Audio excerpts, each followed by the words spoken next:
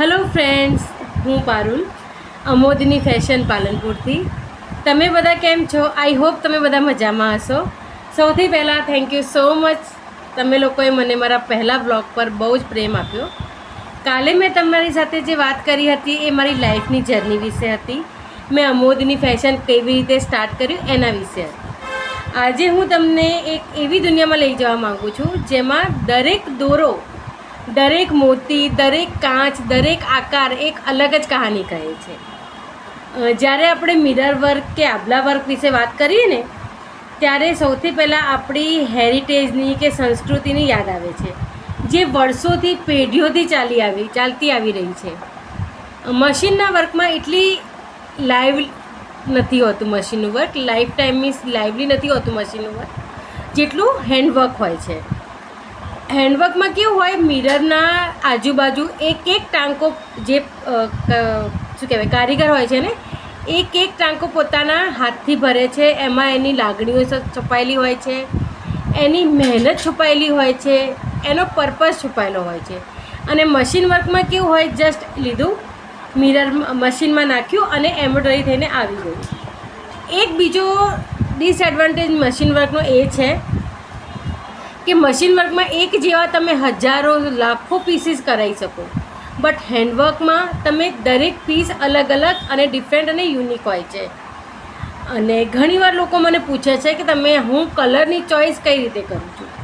મારે કેવું હોય, મારા મગજમાં ઘણી બધી વસ્તુઓ ચાલતી હોય. કોઈ પણ કલેક્શન કે કોઈ પણ વસ્તુ બનાવતા પહેલાં હું ઘણું બધી રિસર્ચ કરું છું.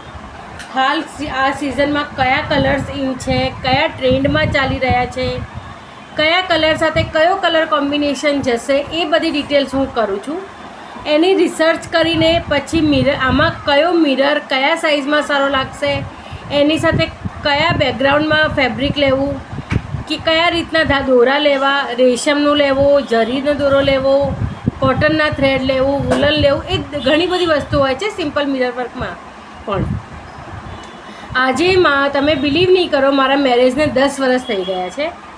મેં આજથી 10 વર્ષ પહેલાં મારા જે મેરેજની ચણિયાચોળી લીધી હતી ને, એમાં ફૂલ મિરર વર્ક છે, ફૂલ હેન્ડવર્ક પણ છે. એ ટાઈમે મને નથી ખબર કે મિરર વર્ક હાલ સુધી ચાલશે અને એટલું હેરિટેજમાં છે. એ ચણિયાચોળી મારી પાસે એમની એમ મૂકેલી છે અને લિટરલી એ ચણિયાચોળી આપ જોશો ને, તેનું બહુ હેવી છે વજનમાં, બટ એનું કામ એ એકદમ એવું છે કે હાલ પણ એને આપણે પહેરીએ ને તો લાગતી નથી કે ઓલ્ડ છે, 10 વર્ષ જૂની છે. એની ડિઝાઇન, કારણ કે મિરર વર્કના કારણે. મિરર વર્ક કોઈ પણ વસ્તુ આપણે પહેરીને, કોઈ પણ વસ્તુમાં આપણે મિરર વર્ક કરીએ ને તો એનો લુક એન્હેન્સ થાય છે ને રિચ લુક આપે છે. વાત કરીએ કલર કોમ્બિનેશન્સની, તો મારી પાસે ઘણા બધા લોકો આવે છે જે લોકો કલર કોમ્બિનેશન વિશે મને પૂછતા હોય છે કે મેમ આની સાથે કયો કલર કોમ્બિનેશન સારો લાગશે, આની સાથે કયો કલર સારો લાગશે. ફર્સ્ટ ઓફ ઓલ, આજે જે કલરનો ગારમેન્ટ હોય એ જ કલરની જ્વેલરીનો ટ્રેન્ડ નથી. ધારો કે તમારા પાસે રેડ ગારમેન્ટ તમે પહેરતા હોય, તમારું પ્રેફરન્સ રેડ ગારમેન્ટનું હોય, તો એની સાથે તમે ગ્રીન કરી શકો, વ્હાઇટ કરી શકો. એ બે શેડ બહુ સરસ લાગશે, એ તમારા ગારમેન્ટને કોમ્પ્લિમેન્ટ આપે છે. અને યલો સાથે તમે ગ્રીન પહેરી શકો, પર્પલ પહેરી શકો, સ્કાય બ્લુ પહેરી શકો. એવી રીતે ઘણા બધા કલર કોમ્બિનેશન્સ હોય છે. મારો મેઇન પર્પઝ એમ નથી કે તમે મારે ત્યાંથી જ્વેલરી કે કંઈ ગારમેન્ટ પરચેઝ કરો. મારો મેઇન પર્પઝ એ છે કે હું તમને ઇન્ડિયન હેરિટેજ વિશે થોડી ઘણી નોલેજ આપું, જેથી તમારી ધ્યાનમાં રહે અને તમે ઇન્ડિયન હેરિટેજને આગળ વધારો. ધારો કે દેખો, હું તમને એક યલો કલરની એડવાઇસ આપું. યલો કલર એકદમ બ્રાઇટ હોય છે. કોઈ બી હલ્દી ફંક્શન કે મોર્નિંગનું ફંક્શન હોય ને, ત્યારે તમે યલો કલર પહેરો, તમે ભીડમાં અલગ જ દેખાવ અને એ કલર બી સારો જ લાગે છે. એવી રીતે રેડ કલર જોઈ લઈએ. રેડ કલરમાં કેવું હોય છે, ટોમેટો રેડ. રેડના બી 20 to 30 શેડ્સ એન્ડ ટિન્ટ્સ આવે છે. જે લોકોને શેડ્સ અને ટિન્ટ્સ વિશે ના ખબર હોય તો મને કમેન્ટ કરી દેજો. હું એના વિશે બી તમને બ્રીફમાં નીચે નેક્સ્ટ વિડીયોમાં બતાવી દઈશ. રેડના ટમેટો રેડ શેડમાં એક વસ્તુ એ છે કે તમે કોઈ પણ કોમ્પ્લેક્શન હોય, ફેર હોય, ડાર્ક હોય, વિટીશ હોય, કોઈ બી કોમ્પ્લેક્શન પર રેડ કલર બહુ જ સરસ લાગે છે. સોરી, બેકગ્રાઉન્ડ નોઇઝ થોડા ઇગ્નોર કરજો, બિકોઝ હું નવું જ સ્ટાર્ટ કર્યું છે મેં વ્લોગ બનાવવાનું, અને મારું ઘર એ એરિયામાં છે જ્યાં આગળ 24/7 આવો અવાજ આવતો જ રહે છે. I hope you can understand. બીજી એક વાત છે, એક સારો ગારમેન્ટ ત્યાં સુધી કમ્પ્લીટ નથી થતો જ્યાં સુધી એની સાથે કોઈ સરસ એસેસરીઝ ના હોય. કોઈ બી સિમ્પલ ગારમેન્ટને તમે પ્રોપર પરફેક્ટ રીતે જો એસેસરાઇઝ કર્યું હોય ને તો એ ગારમેન્ટનું લેવલ એક લેવલ વધી જાય છે. તમે પણ આઈ થિંક એ વાત માનતા જ હશો. અને ડિપેન્ડ કરે તમારા ફંક્શન ઉપર, તમે કયા ફંક્શનમાં કેવી જ્વેલરી પહેરો છો એની પર બી જાય છે. લાઈક ધારો કે તમે કોઈ બેબી શાવરના ફંક્શનમાં જાઓ અને તમે ત્યાં નવરાત્રિની જ્વેલરી પહેરીને જાઓ તો એ સારું ના લાગે, અને તમે નવરાત્રિમાં બેબી શાવરની જ્વેલરી પહેરીને જાઓ તો એ પણ સારું ના લાગે. તો ઇટ અપોન યુ કે તમે ક્યારે કયા ફંક્શનમાં કેવી જ્વેલરી પહેરો. મારી પાસે અમુક કમેન્ટ્સ અને ડીએમ્સ આવ્યા હતા મને કે મેમ અમારે જ્વેલરી તમે કઈ કઈ ટાઈપની બનાવો છો એ પૂછવું છે. દેખો, હું ઇન્વિઝિબલ જ્વેલરી શીખવાડું છું, મિરર વર્કની છે, ઓક્સોડાઇઝ જ્વેલરી છે, બીડ્સ જ્વેલરી છે, કુંદન જ્વેલરી છે. આજકાલ બિલકુલ લાઇટ વેઇટ કુંદન જ્વેલરી ચાલી રહી છે, એ જ્વેલરી, થ્રેડ વર્કની જ્વેલરી, દરેક રીતની, પછી બેબી શાવર જ્વેલરી, દરેક રીતની જ્વેલરી હું શીખવાડું છું. એના ક્લાસીસ પણ લઉં છું, અને તમને જો એ જ્વેલરી રેન્ટ પર બી જોઈતી હોય તો પણ હું પ્રોવાઈડ કરાવું છું પાલનપુરમાં. નો ડાઉટ પાલનપુરની આજુબાજુથી બી જો તમને રેન્ટ પર જોઈતી હોય તો મને કોન્ટેક્ટ કરી શકો છો, હું કુરિયર કરાવી આપું છું.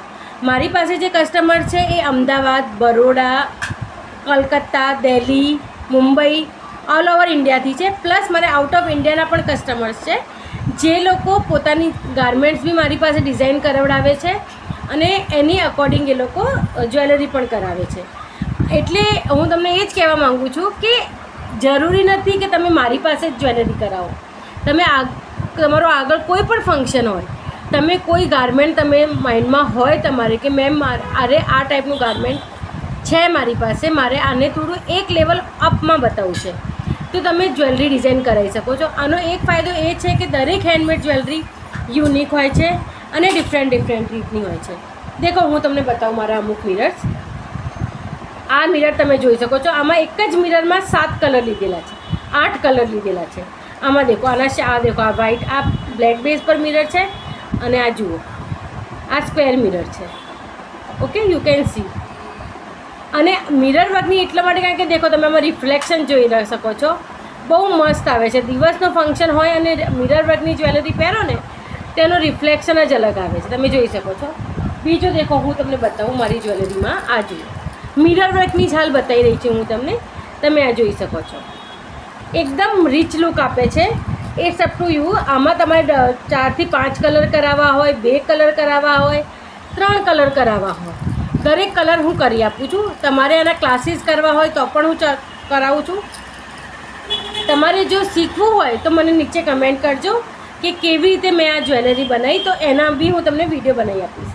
આ બ્લાઉઝ જોઈ શકો છો તમે. આમાં નેક પર મેં વર્ક કર્યું છે. આ જુઓ તમે, આ પિંક કલરનું, રાણી પિંક કલરનું, ફ્યુઝિયા પિંક કલરનું બ્લાઉઝ છે. એમાં ડાર્ક ઓરેન્જ અને બ્લુ કલરથી મેં ફ્લાવર મિરર્સ ભર્યા છે, તમે જોઈ શકો છો. આખા નેકમાં મેં આવા મિરર ભર્યા છે, અને બેકમાં પણ આ ટાઈપના જ મિરર ભર્યા છે, તમે જોઈ શકો છો આનું. અને આ બી જુઓ તમે, હું તમને બીજું બતાવું છું. આ મારી કુર્તી છે, આમાં મેં રેક્ટેંગલ મિરર્સ ભર્યા છે, અને આ જુઓ, આ ડાયમંડ શેપનું મિરર છે. આ મિરર ગોલ્ડન મિરર્સ છે. તો થોડો ઘણા મિરર્સમાં બી મારી પાસે અલગ અલગ કલરના મિરર્સ અવેલેબલ છે. મારી પાસે blue, red, yellow means golden અને સિલ્વર, આ 4 શેડના મિરર્સ અવેલેબલ હોય છે. એક નેક પીસ હું તમને બતાવું જેમાં તમે જોઈ શકો છો મેં બંને રીતનું વર્ક કમ્બાઈન કર્યું છે. આ ફ્લાવર વર્ક છે, આ જુઓ, આ બોર્ડર્સવાળું છે. એવું નથી કે તમે મિરર વર્ક મીન્સ એક જ રીતનું મિરર વર્ક થતું હોય. આગળ તમે મારી વિડીયોઝમાં જોઈ શકશો, હું ઘણી બધી રીતના મિરર વર્ક શીખવાડીશ આગળ. એટલે તમે મારા ચેનલને સબસ્ક્રાઈબ કરજો. અને એક એન્ટરપ્રનર હોવાના નાતે હું મારો એક જ ઉદ્દેશ ખાલી જ્વેલરી કે મારા ગારમેન્ટ્સ વેચવાનો નથી.